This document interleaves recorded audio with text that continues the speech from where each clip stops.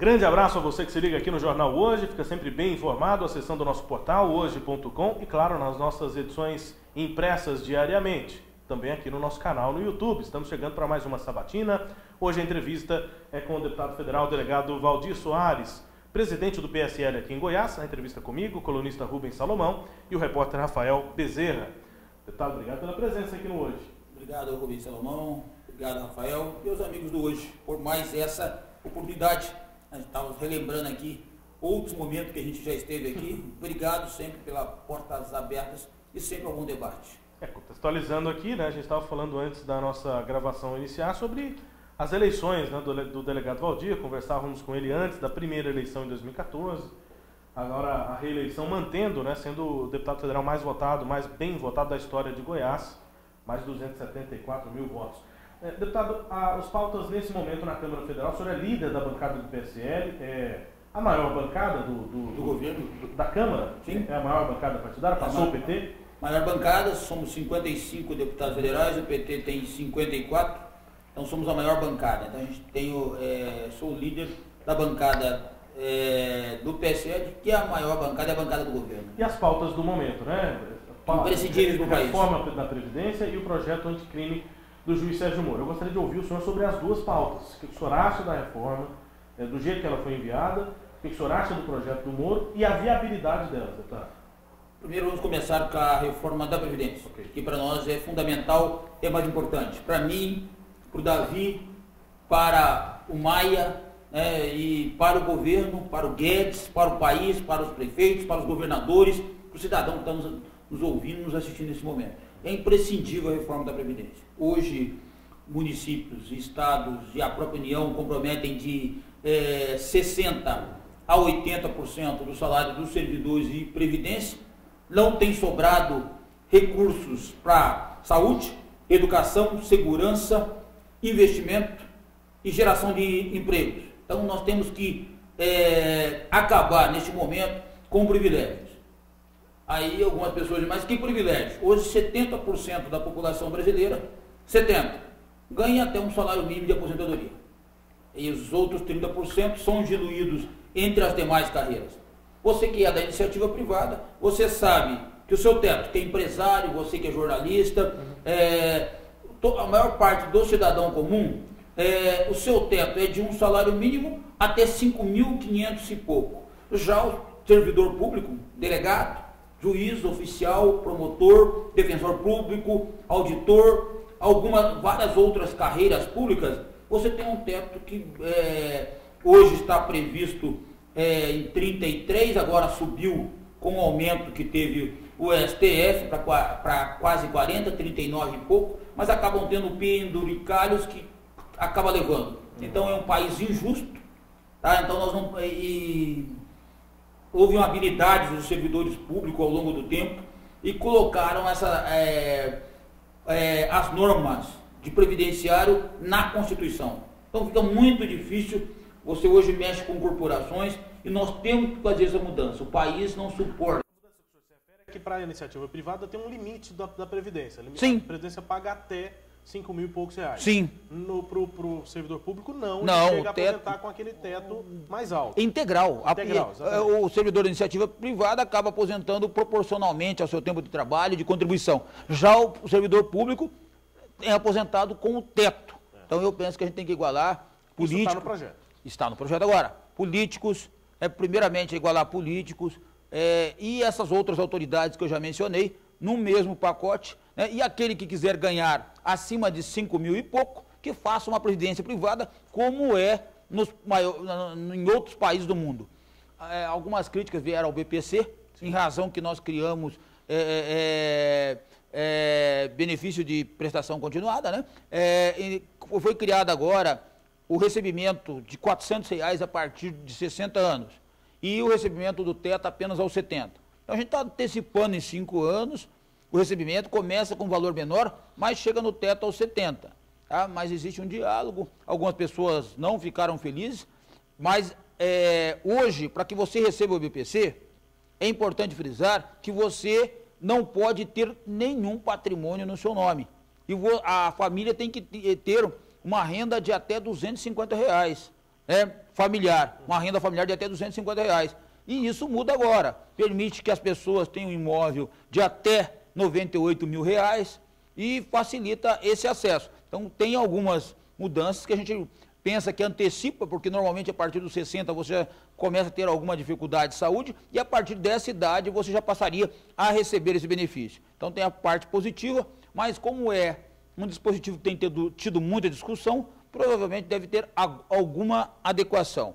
E também outro tema que tem sido discutido na reunião de líderes que nós tivemos essa semana com o presidente da República no Palácio, outro questionamento que foi feito é a aposentadoria rural. Então, acredito que em relação à aposentadoria rural, BPC, teremos um tratamento diferenciado também para policiais, professores, pessoas com deficiência, pessoas que mexem com insalubridade, periculosidade, com produtos tóxicos, também deve ter uma idade diferenciada, mas não deve ser excessiva.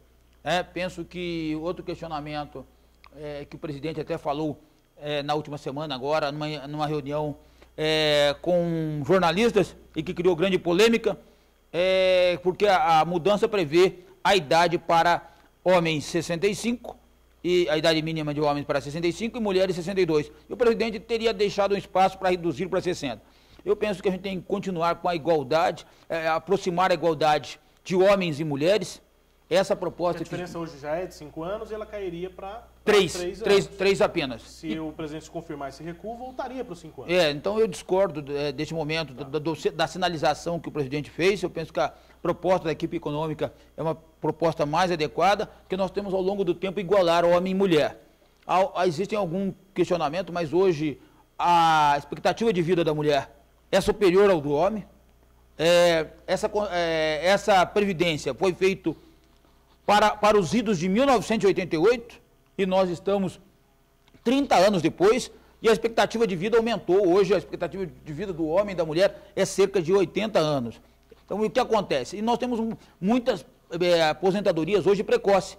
Pessoas, delegados, oficiais e outros professores que aposentam na faixa de 42 anos, com idade inferior a 50 anos. Então isso é um absurdo. Quando você está no topo da carreira, quando você poderia estar ofertando mais para o Estado, você sai do Estado com uma aposentadoria integral e vai para a iniciativa privada. Então, na verdade, e aí fica esse rombo. O governo federal não tem uma árvore de dinheiro e tem que ter uma forma dessas pessoas trabalharem mais tempo. Então, é essa a defesa que a gente faz, Eu sou policial, mas eu penso que policiais, professores, servidor público, trabalhador rural, urbano, todo mundo tem que dar a sua cota de sacrifício.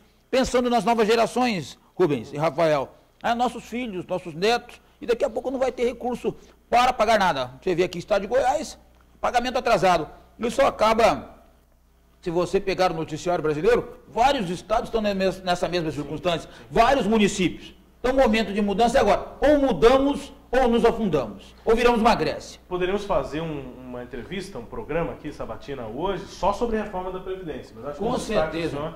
Já são interessantes para Deixa eu só acrescentar um ponto da reforma, que eu conversei com o secretário da Previdência, o Bruno Bianco, e ele estava explicando alguns pontos fundamentais para a reforma. Eu pensei que era com o Tafner. Não é com ele. É com o Bruno Bianco. Inclusive, estava tendo até uma brincadeira que ele tinha a voz do Mickey, que parece bastante. Mas qual que é a estrutura da reforma da Previdência que o governo não vai abrir mão? Eu penso que a idade mínima.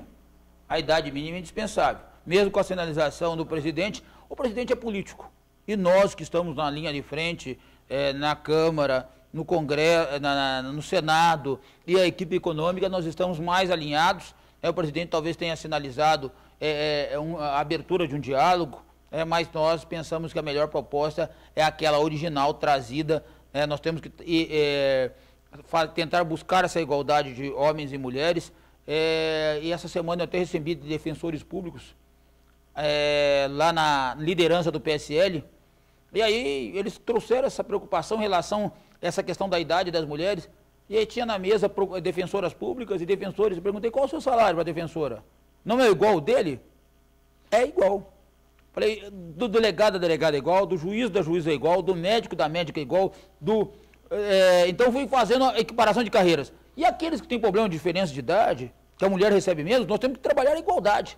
E a diferença que existe hoje, que outro argumento, né, trazido por quem defende uma idade diferenciada das mulheres, é em relação à dupla, tripla jornada. Eu tenho dupla, tripla jornada, né, e eu penso que as mulheres têm que ser mais duras com os homens, né, com os filhos homens, fazendo com que desde cedo eles lavam louça, eles vão para o tanque, eles compartilhem as atividades domésticas, dividam com a mulher. Então talvez penso que é um erro na educação familiar. Então nós temos que buscar ferramentas para trazer essa igualdade, para equiparar essa atividade, essa dupla terceira jornada entre homem e mulher, mas nós não podemos jogar esse peso na Previdência Social.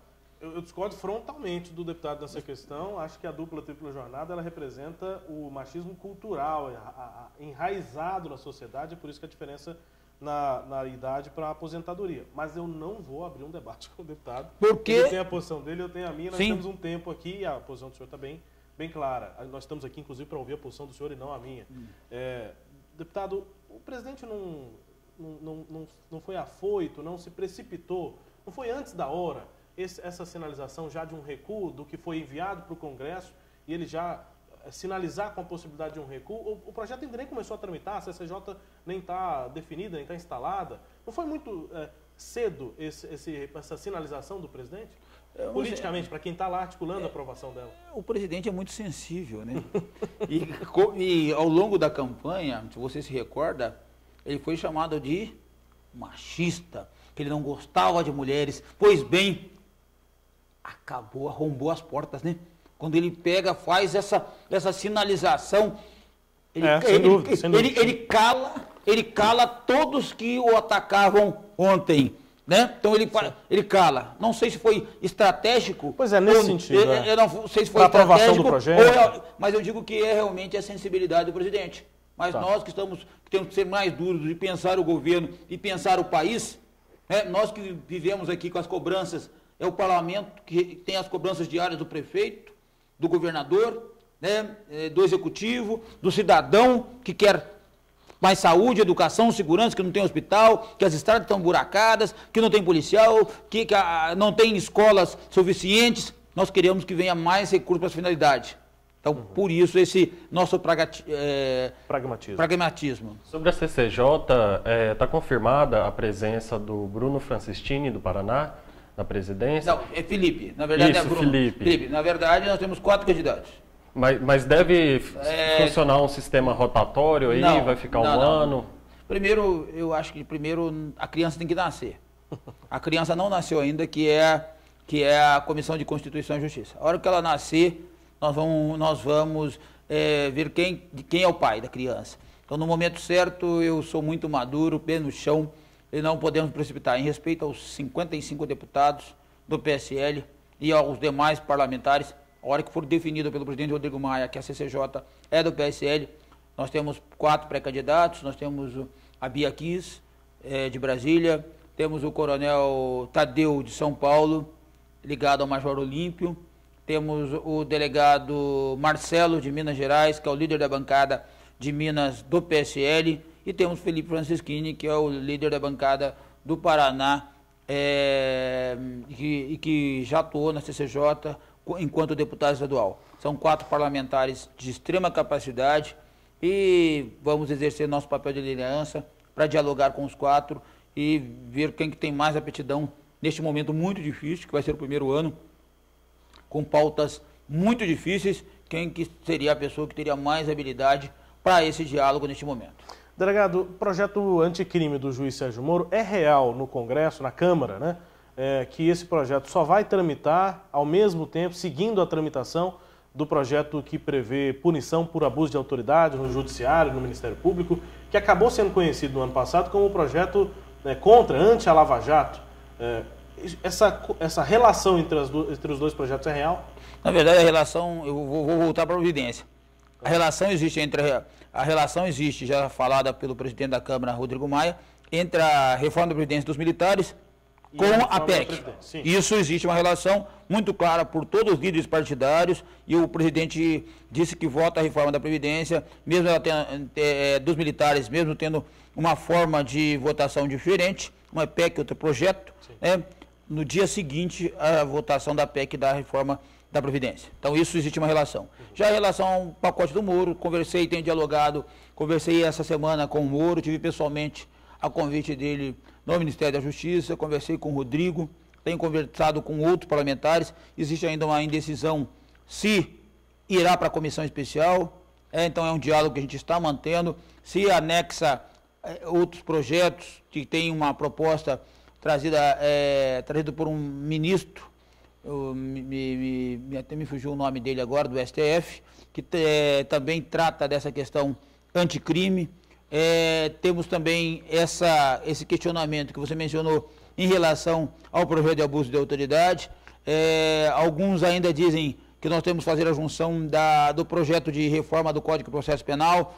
Então, na verdade, acaba criando uma bola muito grande, um dinossauro. Eu penso que tem que tramitar. Quando isso acontece, os projetos acabam não tramitando. Acabam não tramitando. Então, eu já pedi essa semana, havia um questionamento da oposição em relação ao projeto independente já do Caixa 2. Sim. E aí os cães ladram, mas quem toma atitude é o delegado Valdir, que é o líder do PSL. Eu fui lá, eles ladraram que isso iria prejudicar, ia ficar arquivado numa gaveta, mas nenhum deputado da oposição foi lá pedir para juntar os dois projetos. Pois bem, eu, como líder do PSL, fui lá e fiz o requerimento, cabe ao Rodrigo Maia, se assim entender, fazer a juntada e a tramitação conjunta. Mas só para entender, porque o juiz Sérgio Moro retirou do projeto anticrime a pedido de parlamentares. Criminalização do Caixa 2. Aí o senhor pediu então que esse projeto de criminalização do Caixa 2 tramite, entre em tramitação junto com o anticrime. Junto com o anticrime. Esse projeto existe, então? Ele existe, já estão todos na Câmara. Já estão todos na Câmara. Ah, sim. Deputado, o senhor é líder do PSL, falamos isso aqui logo no início da nossa entrevista. Como é que o senhor avalia até agora essa relação do presidente Bolsonaro com a Câmara? Nessa semana foi feita uma reunião importante com os líderes. Como é que está esse diálogo entre o Executivo e o Legislativo?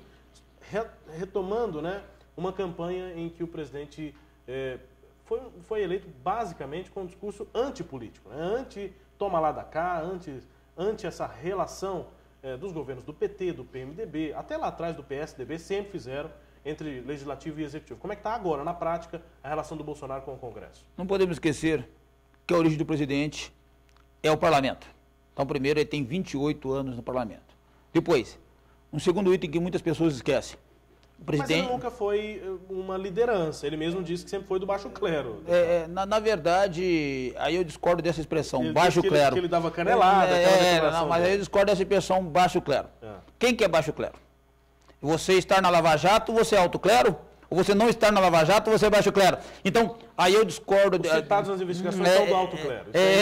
Então, acabou. Então eu sou baixo clero também. Tá. Então eu sou baixo clero... Mas o senhor é líder. Hoje não, mas eu sou baixo clero porque eu quero estar naqueles não investigados, naqueles que fazem trem errado. Deixo esse alto clero para quem está envolvido em malandragem, corrupção na Lava Jato. Dizer que o presidente da República tem 3 filhos parlamentares. Um vereador, um deputado federal e outro senador. Então já isso é diferente. Isso ajuda, deputado? Isso ajuda, com certeza. Tem gente que diz que os filhos estão mais atrapalhando. Você não gostaria de ter 3 filhos parlamentares? Eu gostaria. Acho que qualquer pai que está nos assistindo nesse momento gostaria de ter 3 filhos parlamentares. Ele conseguiu isso. Então, a primeira vez na história do mundo e do Brasil que isso acontece. Até outro dia nós travamos um diálogo a esse respeito num outro espaço.